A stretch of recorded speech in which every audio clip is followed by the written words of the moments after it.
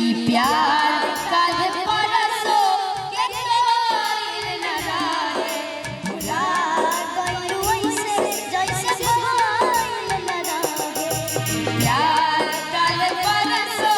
के कोई न रहे भुला गइलू ऐसे जैसे कोई न रहे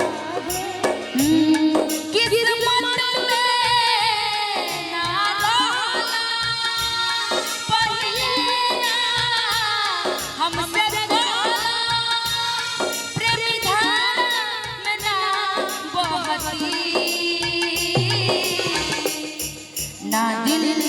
ना दिल ना दिल दे रहती ना गम ले रहती है ना दिल दे रहती ना गम ले रहती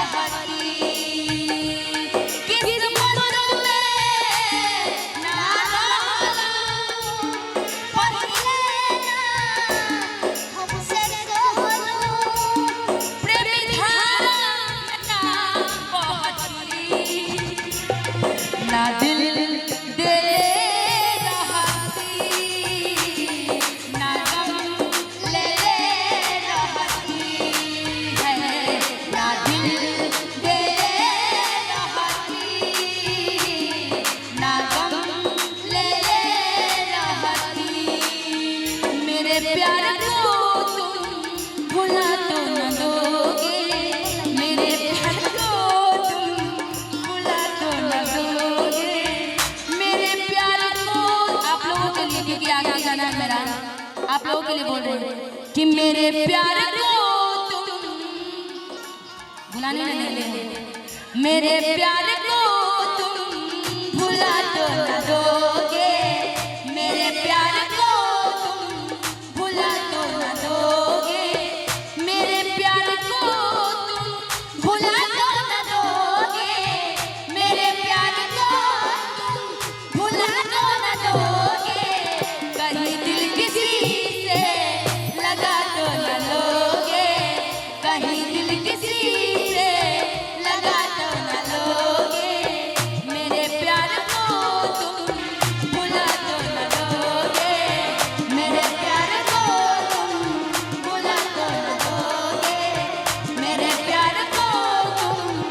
भुला तो न दो अब भुला भी देंगे तो जानते मैं क्या कहूँगी कि छोड़ेंगे न हम तेरा साथ ओ साथी मरते दम तक